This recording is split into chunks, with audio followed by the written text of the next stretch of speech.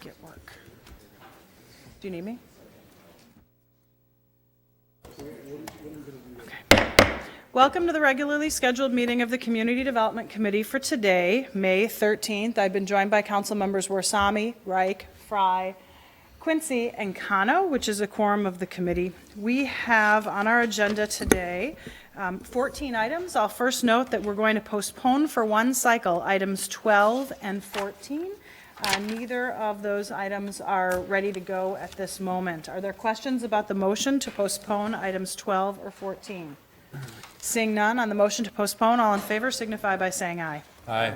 Any opposed? Those items are postponed. We'll next take up the consent agenda, which is items 5 through 10. They include the regular licenses recommended for approval. These are liquor, wine, beer, gambling, a condition on a rental license, 2 changes to our energy efficiency business loan program guidelines, and our Trillion BTU energy efficiency loan program, 2 projects moving forward through the Met Council's TBRA project, and a prepaid debit card agreement for our step-up interns. Are there any items numbers 5 through 10 that anyone would like to pull for discussion?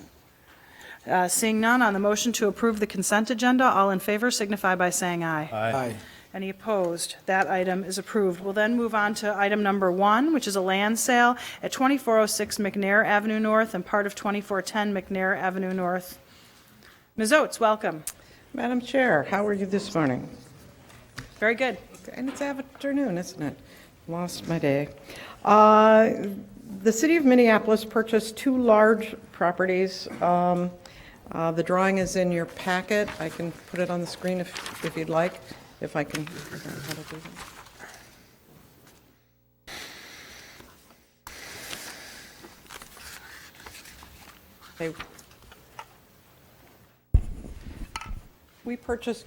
The city purchased 2 large parcels, 2406 and 2410 McNair, which is this large pie-shaped property here, which is multicolored green, blue, and red.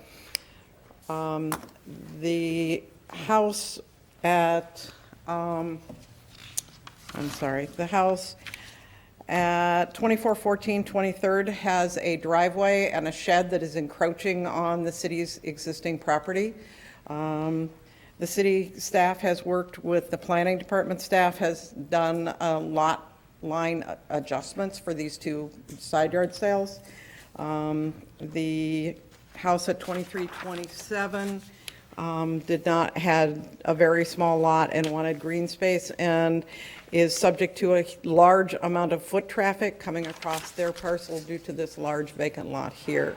They will be fencing this additional lot, which will cut down on the foot traffic and the other undesirable activities that happen related to this open lot.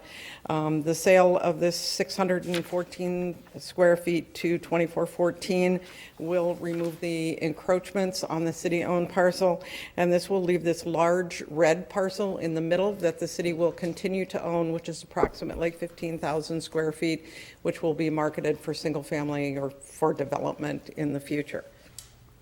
At this time, staff is recommending the sale of these 2 side yard parcels, and as I said, planning department has already completed the lot adjustment, and so no action is necessary on that. Great. Are there any questions for Ms. Oates on item number 1? Seeing none, thank you for your report. This is a public hearing on item number 1, which is a land sale at 2406 and 2410 McNair Avenue North. Is there anyone here to speak to this issue? Anyone? Anyone? Seeing none, I'll close the public hearing. Councilmember Quincy. Thank you, Madam Chair. I'd like to move approval of this item. Item number 1 has been moved for approval. Further comments or questions? Seeing none, all in favor signify by saying aye. Aye. Any opposed? This item is approved. We'll move on to item number 2. Mr. Wilson. Thank you, Madam Chair. We have an application by the French Corner Bistro and Bakery at 1200 Nicollet Mall for an expansion of premises to add an outdoor seating area located on private property. The hours of operation will be from 6:30 a.m. to 9 p.m. The applicant has operated a restaurant at this location since April 2013. We have not received any complaints since that time, since they've been operating there. The newly expanded outdoor area will be about 200 square feet and will seat up to 20 persons at tables. A public hearing is required for this application. We did mail notices to residents and property owners within 300 feet, notified the local neighborhood associations and business association. We posted 3 multi-residential buildings. We received 2 responses from that notification. One was in support of the application and one was opposed. The opposition was related to a condo owner up above who did not want persons smoking on this area for the smoke to waft up into their area. The application meets all of our requirements, and staff recommendation is to approve. Are there any questions for Mr. Wilson? Seeing none, thank you for your report. We'll open the public hearing on item number 2, which is an expansion of premise sidewalk cafe for the French Corner Bistro at 1200 Nicollet Mall. Is there anyone here to speak to this issue? Mr. Finley? Please state your name and address for the record. My name is Joseph Finley. I live at 1350 Nicollet Avenue. I'm also a board member of Citizens for Loring Park Community, and I'm chair of the Livability Committee. And I would like to speak in favor of this proposal. We were notified too late to take any official position on this, so I can only speak for myself. But it's a wonderful business, and I think they're doing well, and I haven't heard any problems, and I hope you can consider approving their proposal. Thank you. Thank you for your testimony. Is there anyone else here to speak to this issue? Anyone? Anyone? Seeing none, I'll close the public hearing and move approval of item number 2. Further comments or questions? Seeing none, all in favor signify by saying aye. Aye. Any opposed? That item is approved. We'll then move on to item number 3, the mobile food store ordinance. Ms. Thank you, Roberts, Madam Chair. welcome. Good afternoon, Council Chair Goodman and Council members. I am Linda Roberts, Assistant Manager of Business Licensing, Licensed Consumer Services. The amendment before you is simply a modernization of an existing license category to give a growing industry that is committed to healthy and staple foods an opportunity to sell staple foods from private property from a vehicle in Minneapolis. I have an example of one such truck to show you a picture. Yeah, perfect. A little bit easier to see that way. The interested business owners and nonprofit organizations that we've engaged with over the last year are interested in this new concept so that they can bring food directly from the source to the consumers in a more cost-effective manner. This isn't a new concept. Many cities do this, and they've been doing it for quite some time now.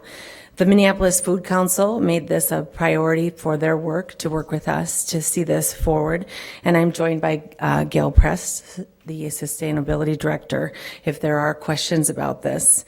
Public hearing notices were sent on April 8th to many folks, including the Minnesota Grocers Association, the Greater Minneapolis Building Owner Manager Association, the Minnesota Retailers Association, and the Minneapolis Chamber of Commerce, the Minneapolis Food Council, as well as licensed grocery stores. The Food Council submitted a letter of support to council members and to this committee, and we've gotten another letter of support. There have been no concerns about this amendment. In the audience, there are a few business owners that have signed up to speak, and I want to be very brief so that they can share their vision and enthusiasm for this new business opportunity. Thank you for your time, and I'm available for questions, and we support this amendment. Okay, are there any questions for Ms. Roberts? I just have one question. Yes. And I've worked with Mr. Garwood and Councilmember Gordon on this quite a bit.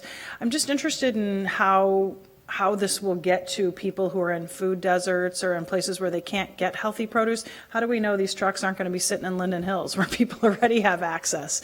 Because that's kind of where the money in the market is. And so I'm not suggesting we make changes. I'm just wondering what the Food Council's thoughts are about making sure these trucks get to places that need them, not as much places where they're competing with the Linden Hills Co-op. Council Chair, that's a good question. It has been something that we've talked some about with the engagement, and there are nonprofit groups and grants that will help to meet that need so that they'll be going to food deserts. But again, this code and city ordinance doesn't address directly any kind of competition or where it's going to go, besides that it needs to be, it's on private property. It's not going to be on the streets. It's not going to be in our city area, public access area, and it needs to have permission from the private property owner. But there is no real way to ensure that those who really need this kind of access to healthy foods will get it through this ordinance. That's correct. Okay. Further comments, questions? Seeing none, thank you for your report. We'll open up the public hearing on item number 3, which is making amendments to an existing ordinance with regard to portable food marketing, I guess I'd call it, or sales. Is there anyone here to speak to this issue? Please step forward, state your name and address for the record. Hi, my name is Leah Driscoll. Speaking to this one. My address is 761 Charlton Street, St. Paul. I'm here representing the Twin Cities Mobile Market, which is a program of the Wilder Foundation, a 501c3 nonprofit organization. The Twin Cities Mobile Market is a new project of the Wilder Foundation with the goal of increasing access to healthy foods in low-income neighborhoods, specifically those designated as food deserts. To do this, we've purchased a decommissioned city bus, and we're converting that into a mobile store that will sell fruits, vegetables, dairy, frozen meats, and basic whole foods, dry whole foods like rice and beans, and some canned items that are needed to make a complete healthy meal. Our goal is to make healthy food both accessible and affordable for folks. So as a nonprofit organization, we will be helping to subsidize the cost of food and offering it at or below market prices. And we are partnering with a couple of different grocery stores that are actually supplying us, as well as some local farmers. We are planning to launch this summer in St. Paul, specifically on the east side, and we would very much love to expand into North Minneapolis if this ordinance passes. And so we are here speaking in favor of this. Great. Maybe you can answer the question then. So you're not going to be in Linden Hills and you're going to be in North Minneapolis because you're mission driven. Right, And correct. the mission driven trucks tend to do that, whereas the ones that are profit driven might not as much. Or are there any profit driven trucks doing this? Well, I can't speak for for any here. There are some for-profits in other cities around the U.S., although they are more of a social enterprise model where they still have a mission component of increasing access to healthy foods. Okay. So you don't think we'll see Lunds getting out there with a mobile truck and sitting across the street from the Wedge? Well, if they did, it might solve the problem of food deserts. So Well, that wouldn't be in an area where there's a food desert is kind of my point. You know, that's hard to say. I know that we're investing and fundraising a significant amount of money to get this program off the ground. And, you know, if we're not going to those areas, so I can't speak for any of the others. Thank you. Thank you for your Thank you. testimony. I know Allison Myers here wanted to speak, so I'll just invite you up. If you could just state your name and address for the record, that'd be great. Good afternoon. I'm Allison Meyer. My address is 2101 27th Avenue South in Minneapolis. I'm here today representing Seward Community Cooperative. We operate a full-service grocery store on East Franklin Avenue in South Minneapolis. We support allowing mobile groceries in Minneapolis, and we're not concerned that mobile grocery stores would compete with our business. Rather, we see it as providing a positive, necessary service for Minneapolis. Seward Co-op's mission is to sustain a healthy community with inclusive, socially responsible practices. And the changes made to this ordinance will support that broad aim and ultimately just allow more individuals more opportunities to enjoy healthful food. Thank you. Thank you. Thank you for your testimony. Is there anyone else here to speak to this issue? Please step forward, state your name and address for the record. Good afternoon. My name is Brian Noy. I live at 3246 20th Avenue in South Minneapolis. And I'm here representing Urban Ventures at Lake Street and 4th Avenue, and City Kid Enterprises and City Kid Mobile Farmers Market. So this summer, we received grants from large foundations to support starting a mobile farmers market. We have a truck already purchased, and we're ready to actually focus only on in low-income communities and designated food deserts. While we're open to selling in higher-end places, maybe the suburbs, mega churches or other places to stay in the business plan, the whole focus is mission-driven, meant to actually provide access to healthy food where it's not readily found. Right now, we have a couple sites lined up that want us around Lake Street. We're working towards the Center for Changing Lives. Minneapolis Public Schools up on West Broadway, and other places that want us there, and we have the business plan and actually the infrastructure set up to do this. So I appreciate everybody, especially Councilmember Gordon's, and most of your work on this ordinance. I encourage you all to support it. Thank you for your testimony. Is there anyone else here to speak to this issue? Anyone? Anyone? Seeing none, I'll close the public hearing. Councilmember Cano. Thank you. Thank you, Madam Chair. I would like to move this item forward and approve the staff recommendations. Are there further comments or questions? Councilmember Gordon, did you want to speak to this? Yes, I would like to thank you. We miss you on our Chair. committee, so I we're miss happy you to have too. you speak. Well, I'm glad to be here. It's always nice to visit. I just wanted to speak very briefly. I wanted to thank everybody for coming down and supporting this, and also just to acknowledge that this idea really came from community members who have a mission and wanted to see more healthy foods get out in the community, and they asked to see this happen. We did have a very I'd say a little bit of an archaic grosseteria ordinance on the books that did allow these to operate, but in very specific senior high-rise locations. It didn't really make much sense, and that didn't really open it up far enough. Hopefully, some of the food trucks will stop at those same locations, because there certainly is a need there, but this will open it up to other areas, and really appreciate them taking all the time and trouble to bring this forward to the city, but also our staff to work on it and get something that we think will work well. We actually did use the truck food truck ordinance as some guidance, so we also looked at some other past work. But I also wanted to acknowledge that we made some improvements at the end, thanks to the chair's advice to look at this more carefully in terms of healthy food, and we've actually we'll be requiring all the food to be staple foods. That's kind of a way that we can prevent somebody from deciding, well, here's a way I can get more soda pop and chips and candy into these food deserts. And seriously, that's not really a big problem. People seem to have, the big food industry seems to have no problem getting that kind of food anywhere where they can find people. So this will help get more healthy foods into the area, and I think it's fantastic. I also recently saw a movie that I recommend everybody see. It's just coming out, called Fed Up. And Fed Up really takes on the food industry, the national food industry, and the processors head on. But in there's a scene that has a mobile food truck. I think it was in Detroit. I can't really remember where. And it was really a mobile food bus. But I saw that and I thought, well, someday we'll have some of those things operating in our city as well. And I appreciate that. So anyone else have a comment or question they'd like to raise at this time? Councilmember Quincy. Thank you, Madam Chair. I'm very supportive of this and appreciate the work that Councilmember Gordon and Robin Garwood put in on this, as well as all of our staff. I did have a question. In the RCA itself, we talked about some of the highlights that had some restrictions, including hours of operation and how tobacco and tobacco-related products wouldn't be in there. I don't see how they're reflected in the ordinance, and I don't know if that's something that should be, or is that too prescriptive and is otherwise enforced in other regulatory conditions. I'd ask Rob, did you want to speak to this, Mr. Garwood? I guess not.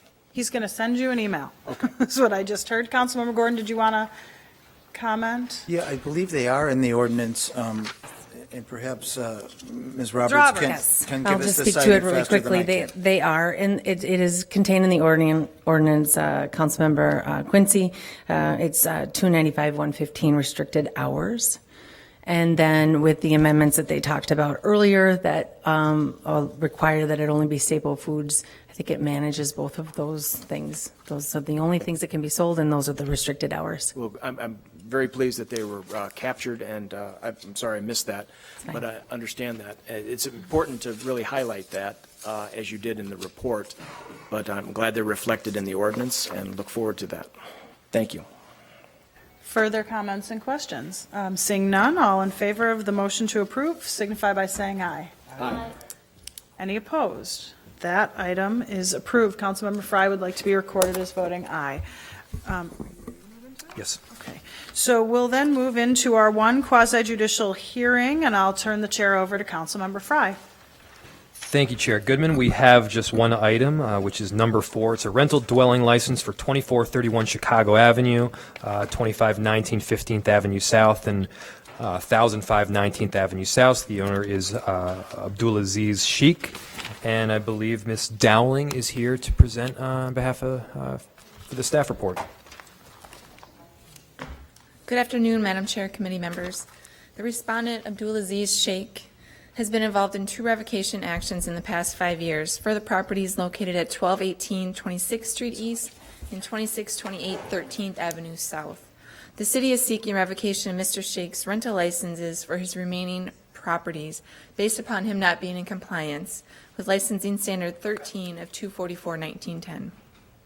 The remaining properties are single-family dwellings located at 2431 Chicago Avenue, 2519 15th Avenue South, which were both licensed as rental properties in October 2008, and 1005 19th Street East, which was licensed as a rental unit in February 2013.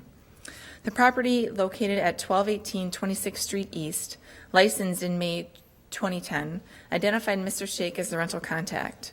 It was inspected in September 2010 with written orders and citations being issued, which were not responded to. On January 21st, 2011, a notice of director's determination was issued to the owner and Mr. Sheikh, giving them 10 days to bring the property back into compliance by paying the delinquent assessments per 244.1910 subsection 11. On April 11th, 2011, a notice of revocation was issued via certified and U.S. mail to the owner and Mr. Sheikh. The notice was also posted on the dwelling, giving the owner and Mr. Sheikh 15 days to file an appeal in this matter. An appeal was not received, and on September 2nd, 2011, the City Council voted to revoke the license. Mr. Sheikh owned the second property located at 2628 13th Avenue South, which was licensed in August 2011. It was inspected in October 2011 with written orders and citations being issued. On November 30th, 2012, a notice of director's determination was sent to Mr. Sheikh for having unpaid citations, which are in violation of licensing standard 11 of Minnesota Code of Ordinance, 24.1910. Mr. Sheikh was given 10 days to bring the property into compliance by paying the unpaid citations. No payments were made, and on February 5th, 2013, a notice of revocation was given to Mr. Sheikh, giving him 15 days to appeal. On February 11th, the department received an appeal from Mr. Sheikh. A hearing was scheduled for April 3rd, 2013 at 1 p.m. Mr. Sheikh failed to appear, and the City Council voted on May 24th, 2013 to revoke that license. On November 4th, 2013, a notice of director's determination was sent to Mr. Sheikh for his 3 remaining properties. On November 22nd, 2013, a notice of revocation was sent via certified and U.S. mail, and it was also posted on the dwellings, giving Mr. Sheikh 15 days to file an appeal. An appeal was received, and a hearing occurred on March 27th, 2014. Mr. Sheikh, with his legal counsel, appeared at the hearing. The recommendation of the hearing officer from that hearing was to revoke the remaining 3 licenses of Mr. Sheikh's rental properties. The city at this time would ask for affirmation of that revocation, and I'm happy to answer any questions you may have. Thank you, Ms. Dowling. Just to be clear, there are 2 properties that have already been revoked. One of them is 2628 13th Avenue, correct? That is correct. And then the other one is 1132 South 8th Street? Mr. Vice Chair and committee members, that is correct. And then what are the remaining 3, just so I'm clear on the properties? Mr. Vice Chair, committee members, the remaining 3 that the city is asking to have revoked are 2519 15th Avenue South, 1005 19th Street East. Those are the remaining 2. Oh, I apologize, and 2431 Chicago Avenue, excuse me. Okay, thank you. Now I understand. Any further questions for staff at this time? Mr. Chair, Mr. Fusi, the city's policy with regard to rental licensing is that if you have 2 revocations, you can't hold a rental license in the city, correct? Madam Chair and committee members, that's correct, and that's the issue with regard to this proceeding, whether the individual had an interest in 2 rental licenses which were revoked, meaning he could either have been the owner of the property, as I believe he was concededly with the 13th Avenue property, or he could be the official contact property manager for the record, which the allegation is he was for the 26th Avenue South property. Once those 2 revocations occurred, another level of due process is granted, and the city needs to officially move to revoke the remaining portfolio of rental licenses, and that's what this action was. It's the action, I guess, filed against the remaining 3 licenses that this individual has an interest in. And so the only issue in front of the hearing officer and in front of the council with regard to this matter was whether Mr. Sheik did have an interest in 2 licenses which have previously been revoked. As I review the record, it looks like that it's been conceded that he was the owner at the time of the revocation for the 13th Avenue South property, and there was some dispute over whether he was still the property manager on the 26th Avenue South property. However, the hearing officer found that he was indeed. And so if it is determined by this council that the record supports the fact that he had an interest in those 2 properties which had previously been revoked, then by operation of the ordinance in question, the remaining rental licenses at issue here today would be revoked as well. Thank you. Okay, thank you for that framework.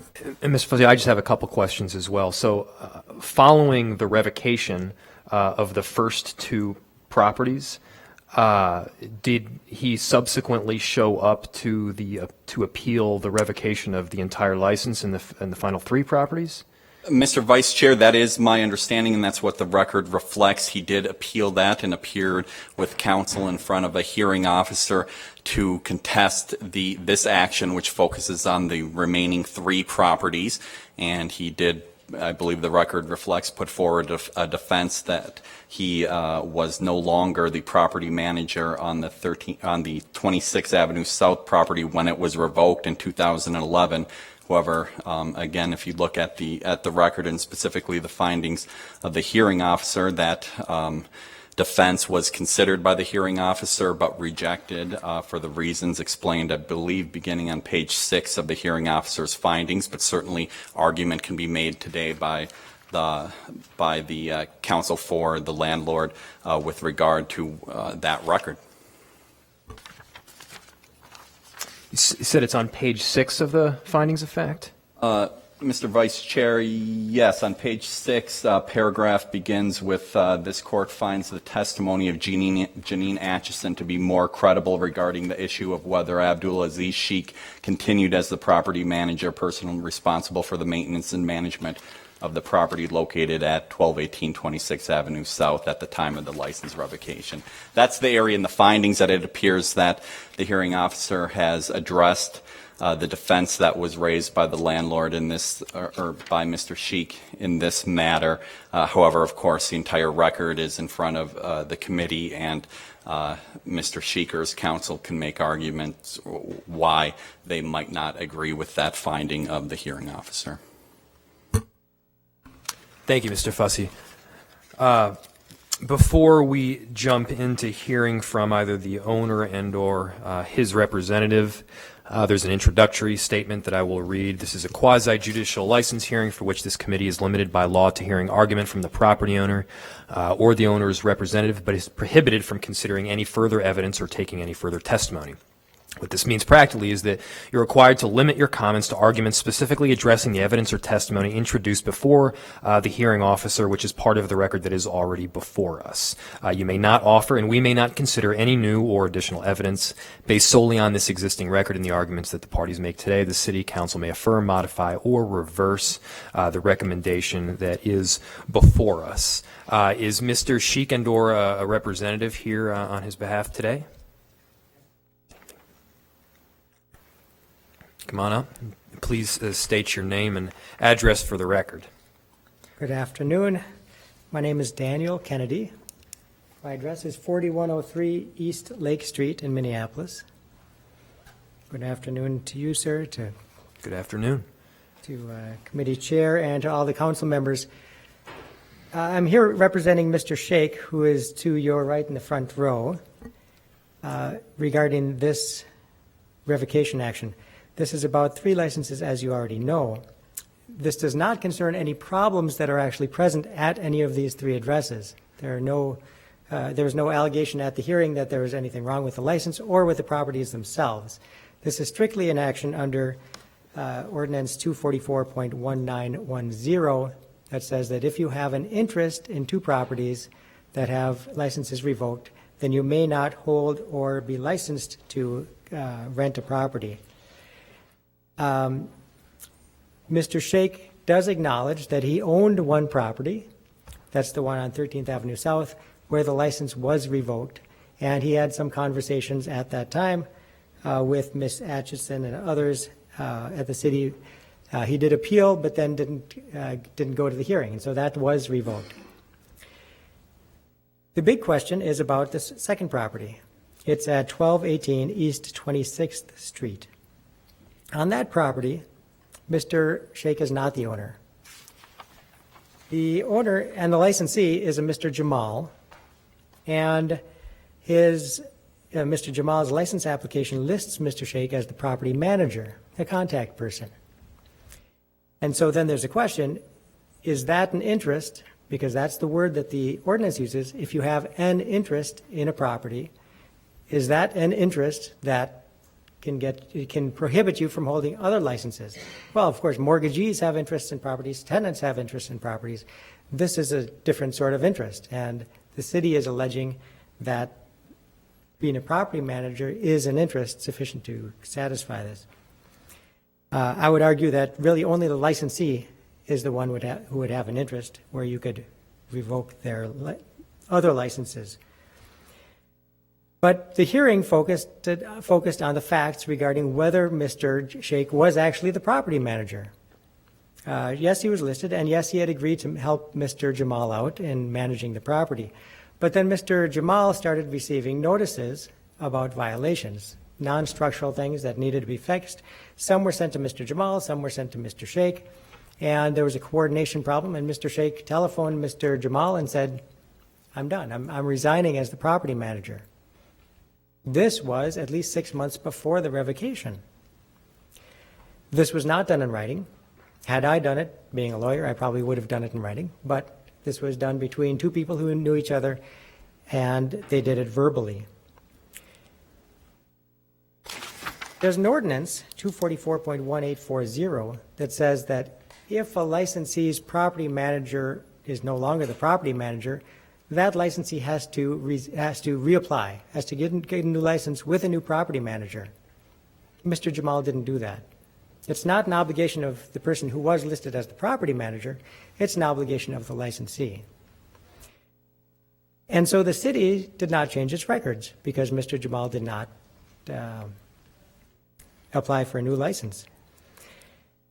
So we have this resignation. Months went by and there was no property manager, and then Mr. Jamal got a new property manager. Her name is Hodo Abdullahi, and she is still the property manager for the property. Her testimony was that she was acting as the property manager before this revocation. But you can see in this paragraph on page 6 that the hearing officer gave credibility to Janine Atchison, who has conversations with a lot of people, and in fact had conversations with Mr. Sheikh because Mr. Sheikh had a different property where the license was being revoked. Mr. Kennedy, if I could just ask a couple questions real quick, just to cut to the chase. So I know you say that the underlying question is whether Mr. Sheikh was a manager at the time of the revocation. Right. But you would concede that he was at the very least the manager on a record with the records over at the city, right? I don't have any information to the contrary. I didn't make the record. I didn't even see any record at the hearing. It was just said that no change had been made from that initial application. So I mean, as far as the application goes and the records that we have on hand, you would not dispute, or you have no facts or information to dispute that he was the property manager of record? No, although I do know that the subsequent property manager, Ms. Abdullahi, made contact with the city, in fact paid 2 fines worth more than $3,000 to the city before this revocation. So I don't know whether the city changed its records or was required to change the record to reflect Ms. Abdullahi's participation, but clearly there was another person involved running this property before the revocation, and it was not Mr. Shake.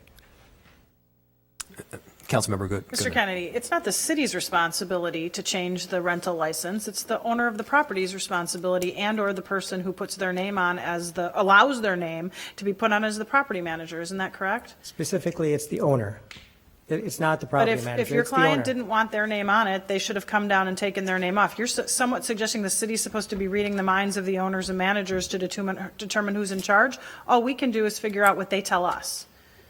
Actually, the question is not who is on the records as the property manager. That's not. Well, that's our only official control. Are you suggesting we should read the mind of the owner to know that he didn't think this gentleman was doing a good enough job and he took him off and put someone else on? The question is who actually was the property manager and who To is us, listed. it's only who's on the piece of paper.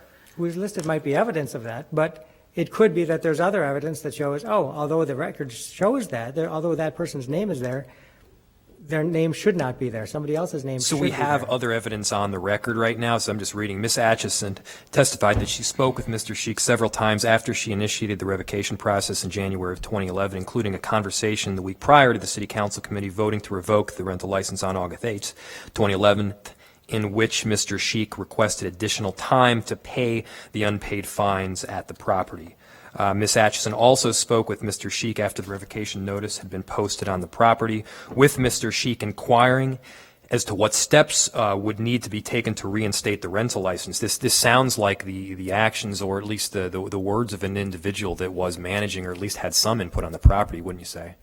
Well, two things. First, Mr. Shake acknowledges having conversations like that about his other property where the revocation went through. And second, Ms. Atchison said in her own testimony that she had talked to Mr. Jamal having those same conversations about what can we do to get this revocation stopped, or could we get more time?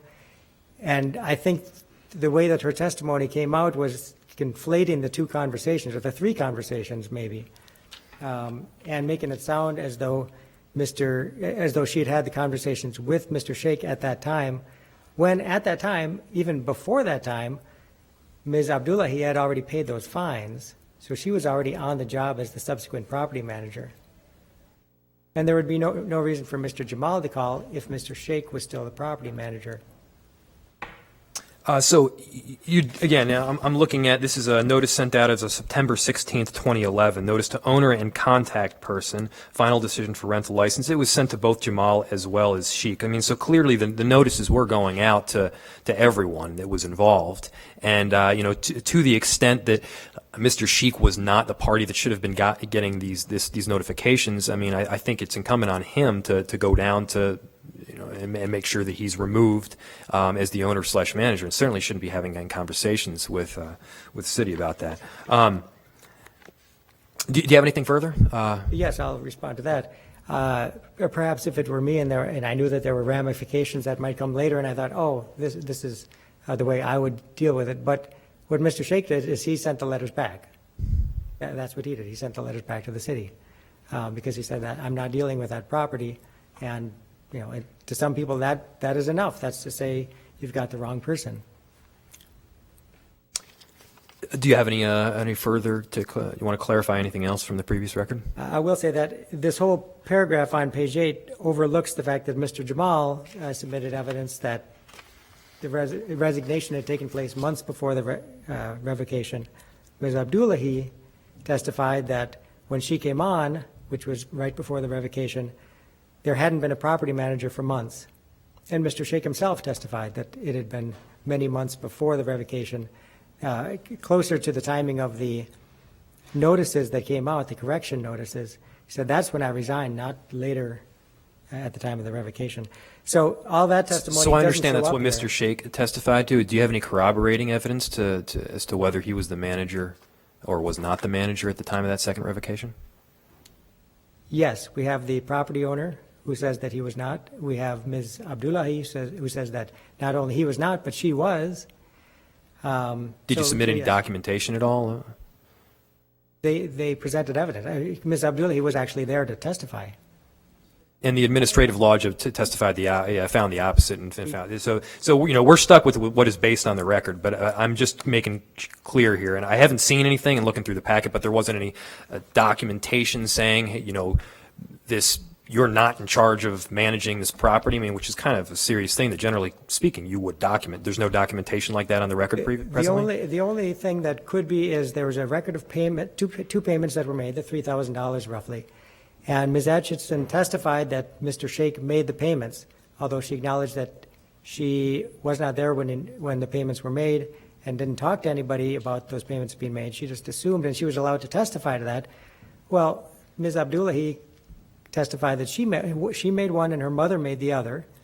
And clearly, the referee, in order to find the way that he found, had to disregard the evidence of Mr. Jamal, Ms. Abdullahi, and Mr. Shake, all of whom testified to the same thing, that he was not, in fact, the property manager at the time of the revocation. Okay, anything further? No. Ms. Dowling and or Mr. Fussy, or I guess I'm trying to figure this out here. What's the general, what is the city's process as far as who is the manager at the time of the revocation?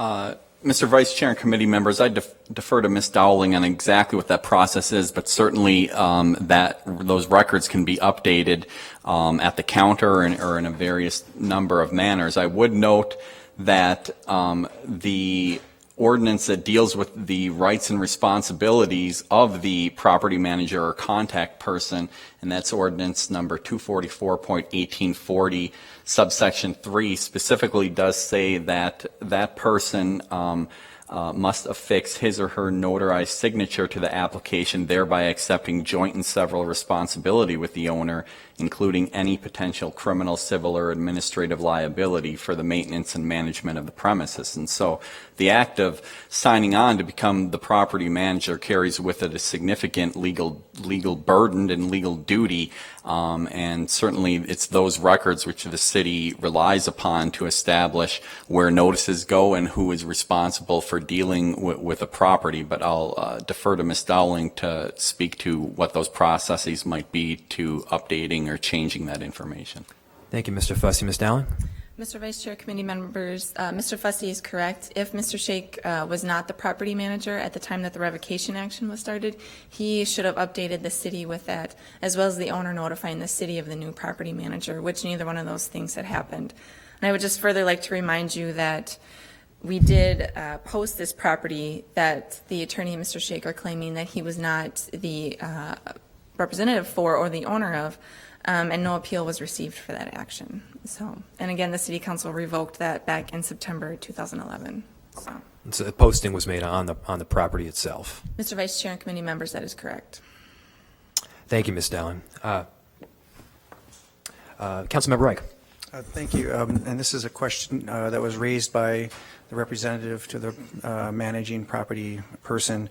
This conflation of conversations, was there a conflation of conversations about when staff talked with the manager, it was very clear to them at that time that that was the person for the property in question, and it wasn't two conversations about two different properties with two different people, as suggested. That was a possibility in the testimony today. Mr. Vice Chair, committee members, it's my understanding that the conversations that were had between Ms. Atchison and Mr. Shake were with regard to this property, the 1218 26th Street. So it's my understanding there was no confusion in terms of which property we were referring to. So you stand by the testimony before us. Thank you. Correct. The general process of the city, you don't when you go to inspect a property, you're not also simultaneously looking into other properties that individual may own or manage. It's just with respect to that one property, and you're not biased by any other properties that may be sitting out there. Is that right? Mr. Vice Chair, committee members, that is correct. The city's not out to get anybody. We are simply there to conduct an inspection. That is our job. So, I think we're in an interesting situation right now, and that situation is we could, just say, you know what, you're perfectly fine. You can continue operating with your rental license, notwithstanding the fact that there have been serious problems before, because supposedly at some point in time where we're not sure of you, we're no longer the manager or the owner. So we could take this very inconclusive, perhaps inconsistent testimony is the word, or we can simply just follow the objective standard, which is what we already have on the books. And we really run into some interesting, to say the least, predicaments going into the future if we take people's word for it here every single time, when there is an easy process, which is to go down to the city or the county and remove yourself as the manager or the owner. And that's what I, regardless of the facts, that's what I would attest we should do next time. And regardless of all this, I think we're very, very limited in with the testimony that we can actually consider, because in the first two revocations, which led to the revocations of the final three properties, nobody showed up. That being said, do we have any further comment by anybody on the council here? Seeing none, I would move the staff recommendation. All those in favor say aye. Aye. All those opposed? Councilmember Goodman. Thank you, Mr. Vice Chair. We'll move on then to item number 11. Mr. Lind, welcome. Yes, thank you. Bob Lind, Senior Manager at CPED. And first of all, I just want to acknowledge this morning a number of the council members were at the groundbreaking this morning for the Downtown East project. So it's always nice to finally see a project get to the point where they're moving dirt and construction is starting, knowing how long it takes to get to that point. So I want to thank the I think 3 council members that were definitely at the groundbreaking this morning. Item number 11 is a request from the Ryan companies, and this request to the City Council is for the creation of what's called a phased development plan. Now, the city works with the Med Council on what are called SAC credits, sewer availability charges, and typically SAC credits are associated with a property, with an address. So any property throughout the city has what are called SAC credits associated with it. You know, if it's a restaurant or an industrial building, it could have a lot of SAC credits. If it's just a single family home, it just has typically 1 SAC credit. Well, in this case, the Ryan Company, of course, is developing 5 blocks of the Downtown East project. Certain buildings have already come down. We saw the first of the 2 Star Tribune buildings come down. The second one will be, the 425 will be coming down sometime in 2015 when they make their move to other downtown office locations. And those properties on those 2 blocks are going to basically be a lot of the park property. Well, there's probably not a lot of SAC credits being used with park property, but those SAC credits are with those addresses. What this is going to allow Ryan companies to do is to take those SAC credits and use them where they're going to need them, which is the Wells Fargo towers, the residential construction, and so forth. So what we're doing here is we're just basically allowing the Ryan companies, in this case, to take SAC credits which are on their properties and basically be able to use them where they're needed. We've done this before. Some of the council members probably remember the Surly Brewing project when we did this up in the Prospect Park area. So we've done it before, and this is just simply a request to move some SAC credits that are going to be available with the demolition of current buildings, as well as, a lot of those surface parking lots had buildings in the past which had SAC credits back then and so forth, and to move the SAC credits where they're going to be needed for the 2 Wells Fargo towers, as well as the residential construction that'll be occurring on the site. This action goes to the Met Council. The city has had a working group, a SAC credit working group that's has met from time to time, and former council member Colvin Roy, of course, chaired some of that through our transportation committee and so forth. And it's staff's recommendation that we would approve this. This will allow Ryan to move those credits where they need them, and we'll submit this to the Met Council following City Council action. Okay. We do have someone from the Ryan companies here if there are any questions of staff or Ryan companies. Are there any questions for Mr. Lind? Okay, seeing none, I'm going to move approval. I want to note that you make it sound like there's no money involved here, but there is money involved here, and that's why I put it on as a discussion item. I'm very supportive of reallocating these SAC credits within the project area because they belong with the project area. And as someone who's worked on the SAC credit working group, one of our main goals is to try to keep the credits with the same projects. It's really unfair to have a situation where the city captures SAC credits back from a specific project area and then allocates them to somewhere totally unrelated related to the project. These are worth over $1,000 each, isn't that correct? Madam Chair, one SAC credit is, I believe, $2,485. So 167 SAC credits is a 200-something thousand dollar cost or bonus, and it's not a subsidy because these SAC credits belong with this project. I'll also note, I believe they're getting a good number of SAC credits from an outside source that could have been used in the suburbs, but potentially would be used in this project. Is that correct? That's correct. Do you want the 5-second explanation of that? Or? Sure. Okay. That's 300-something SAC credits. Yeah, That's like $600,000. Right. I contacted the city of Shakopee because I wanted to get my own explanation of what was happening there. And what it is the Minnewacan Sioux community is going to be transferring with state deeds help, 308 SAC credits into this project. And my question was, well, why? Or how's that happening? Well, the Sioux community out there, they have their own sewer treatment facility. And because of that, they don't need Met Council SAC credits because they have their own sewer treatment facility. So in the sense, SAC credits which are on properties out there are unused because they don't need them out there. So they had a relationship with the Ryan companies, obviously, on other projects, and were willing to, in this case, transfer 308 SAC credits into this project. You probably shouldn't have said that. Maybe we should be going to work with them to see if they would allocate some SAC credits to some affordable housing projects in the city going forward. That's something to give some thought to. If they have excess SAC credits that could help us achieve our workforce and affordable housing goals, certainly that would be a bonus if we could work with them to get those. Yeah. You might want to give them a call back and find out what their process is for allocation of these SAC credits. Now, one twist to that, and it sounds wonderful, is that if, and Tony can correct me if I'm wrong here, but I think with deed on these transfer SAC credits, they can only be used for commercial projects because they're looking at deed is looking at job creation. Well, so, great. We got plenty of those on West Broadway, so we should be working with them. Or what about near Little Earth, or what about the American Indian Corridor on Franklin? I mean, you'd think there'd be some motivation. In addition to this, I'm not saying swapping out for this, but in addition to this, we could be working with them on helping some projects in poverty-impacted areas get some SAC credits. But the reason I put this on discussion is I am a very firm believer the credit should stay with the properties or projects and not reallocated as a subsidy around the city. So are there further comments or questions for Mr. Lind?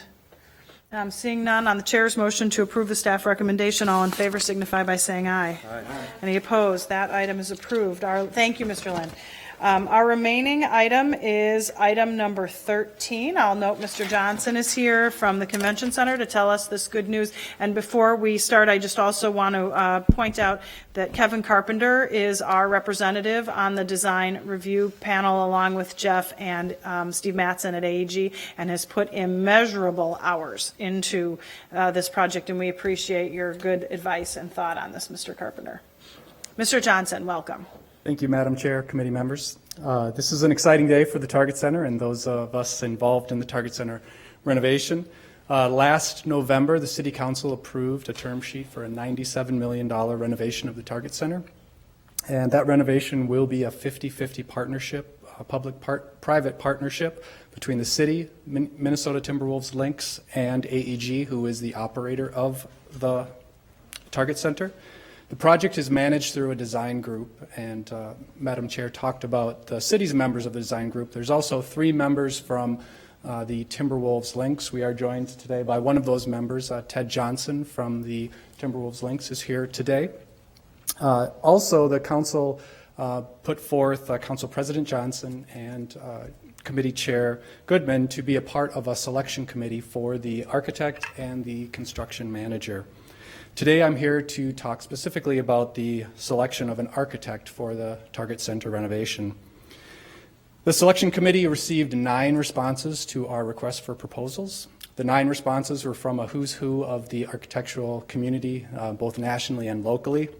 We were really thrilled with the responses that we got. We got top-notch responses, and it was great to see so many interested and involved in the Target Center project.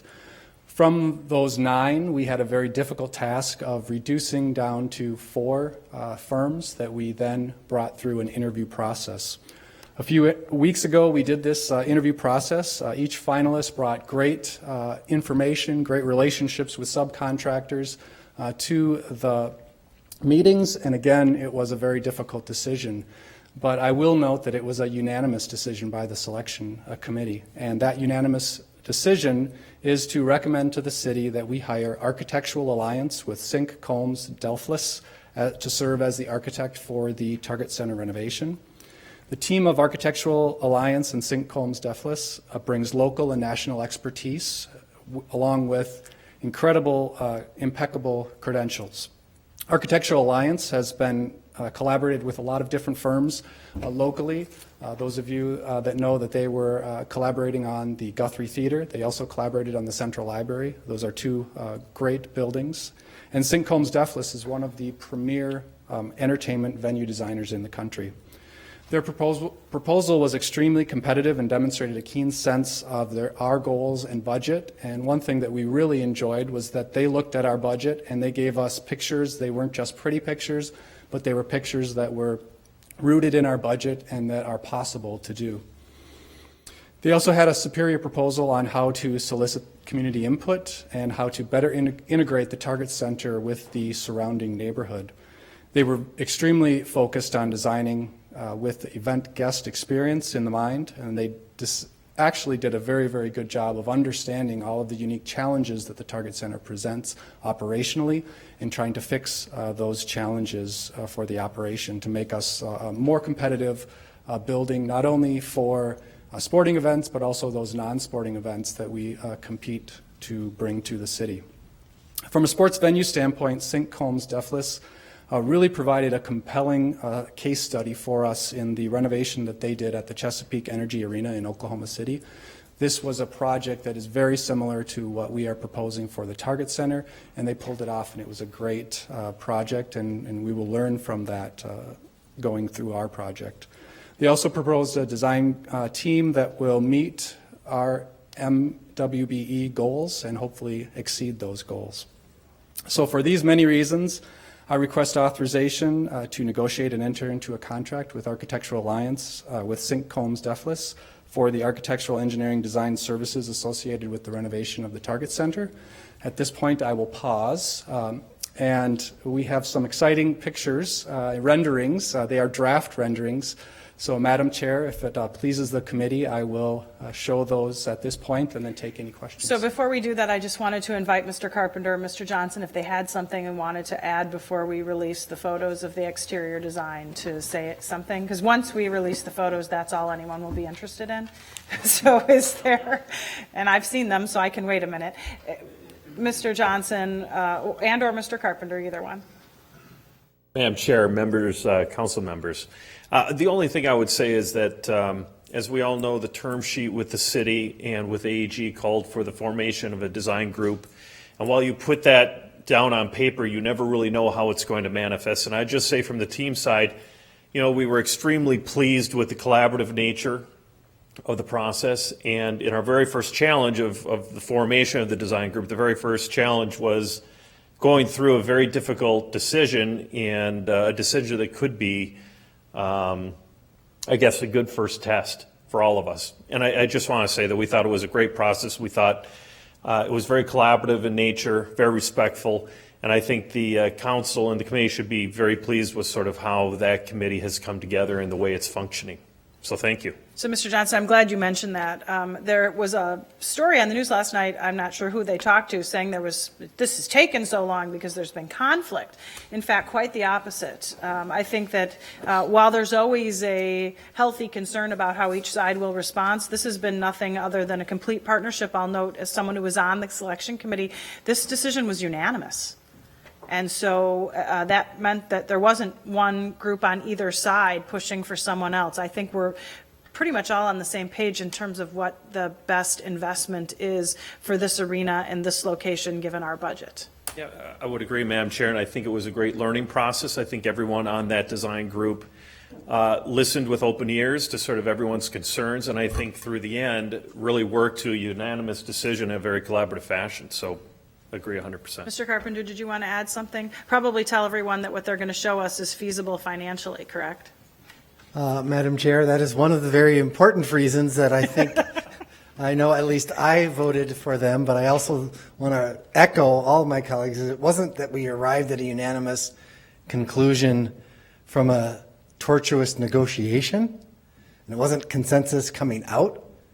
It was independently arrived at. All members responded to this proposal for a variety of reasons as above and beyond the other 3 very strong partnerships from architects and engineers that we reviewed. So I would heartily endorse moving forward with the recommendation that we proceed to contract with these firms to get this project really launched in a responsible Minnesota stewardship way. Thank you, Mr. Carpenter. Councilmember Frye, followed by Councilmember Quincy. Thank you, Chair Goodman. This is addressed to either Chair Goodman and/or I think Mr. Carpenter.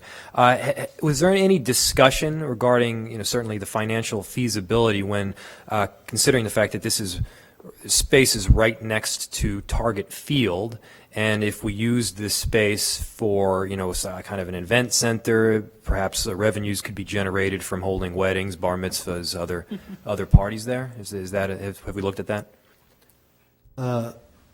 Madam Chair, Councilmember Frye, in terms of the selection of the architects and engineers, that's not a component to this decision.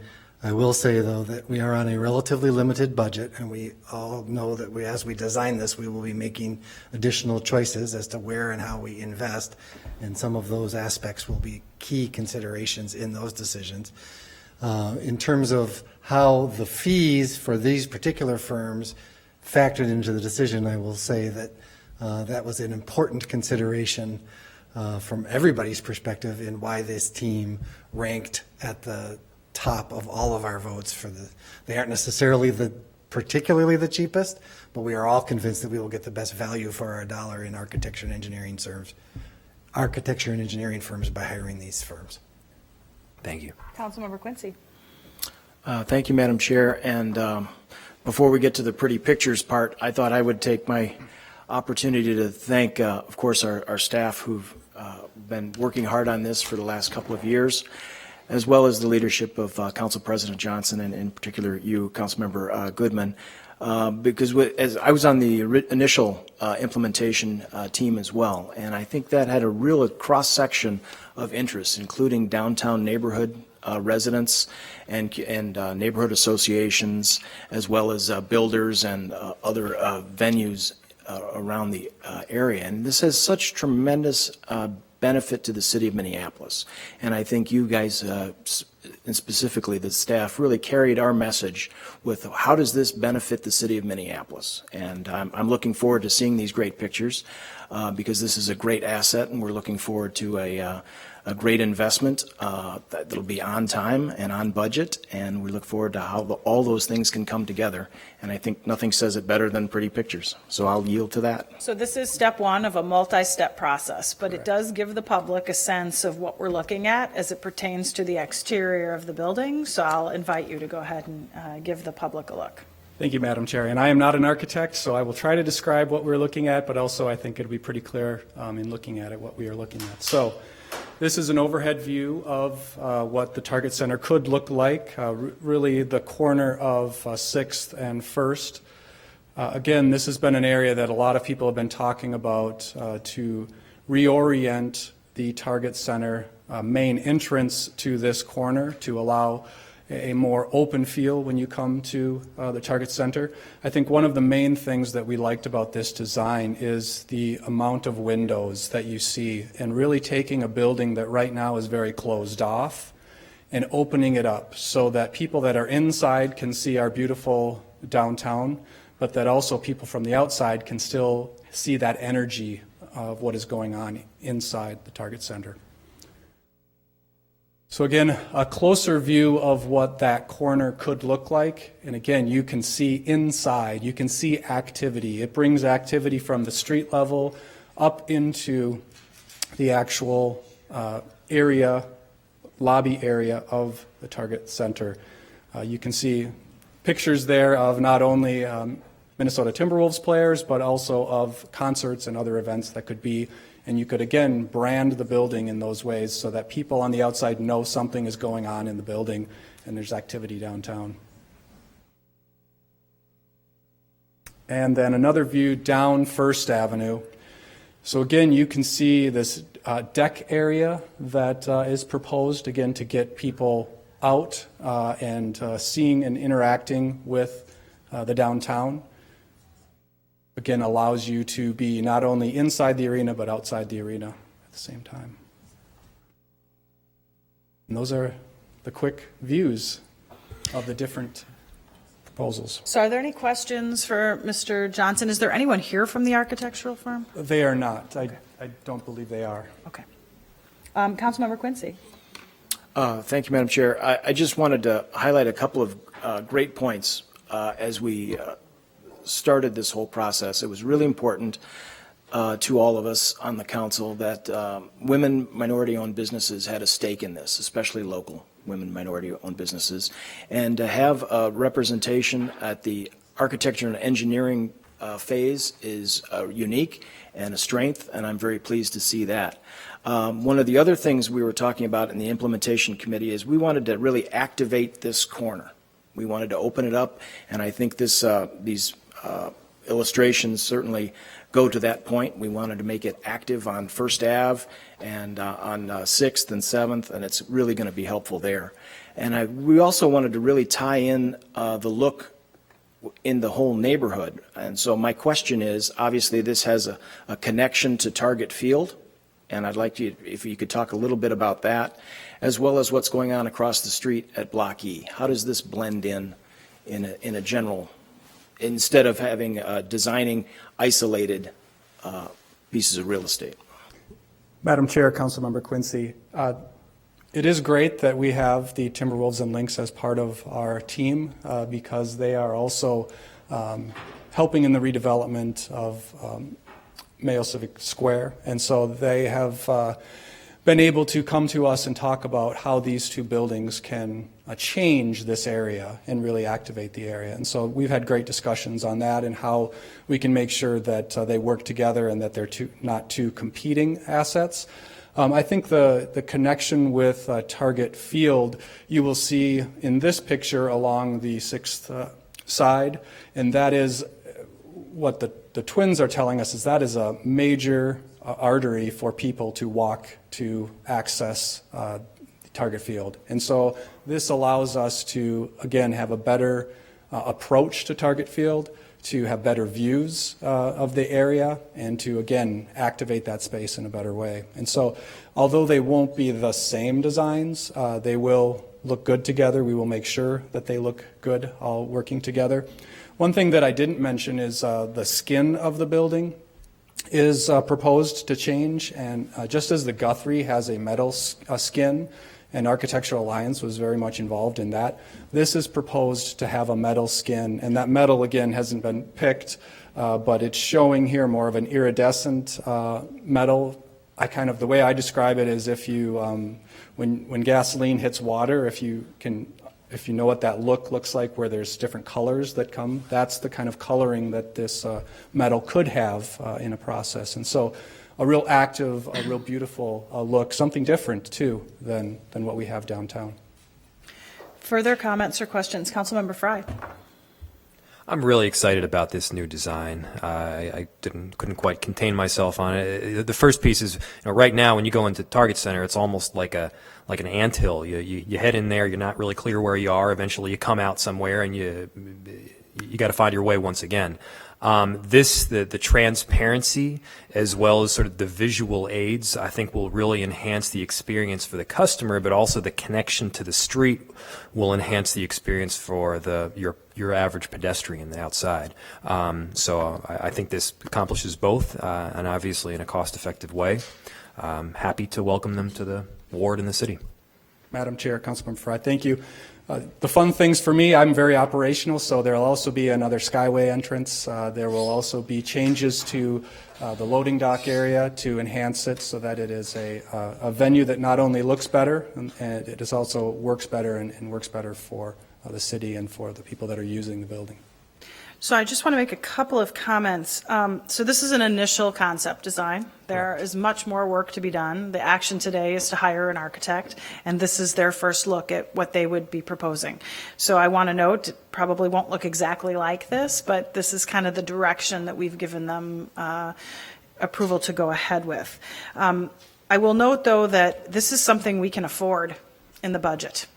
And we have a very limited budget for what is really a very major interior renovation that's needed. In order for the building to operate profitably for the city, AG, and the Timberwolves, it's really changes to the bowl and the dead spaces of the stairways and such that really need to be maximized. So the percentage of the budget going to the exterior is going to be limited. So to know that within that limited budget, we could have something that is a real true transformation of perhaps one of the ugliest buildings in town is a relief.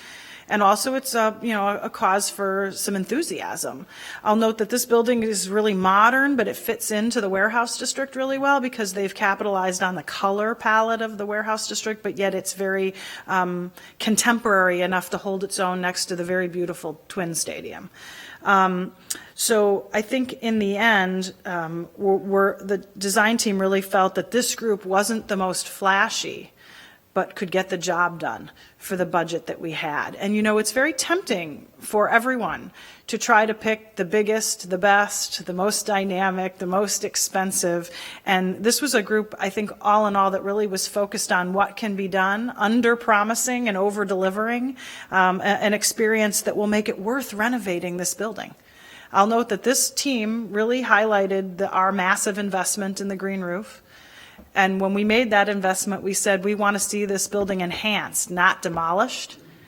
And this would be the next step in a major enhancement in an existing building, because that's the real way we get to zero waste, is to try to figure out how you renovate and rejigger existing buildings to make them fit the times. I'll just also say I think the Timberwolves and Lynx organization has been very thoughtful in their approach, and I feel very confident that in the end we'll have a state-of-the-art arena that could compete with many of the newer arenas for about 1/4 the cost. So I'm just really pleased at how this is going. I think the partnership has been great.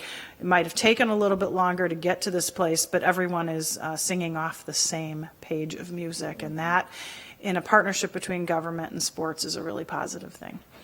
So I will move to approve the staff recommendation and encourage our staff to get to work.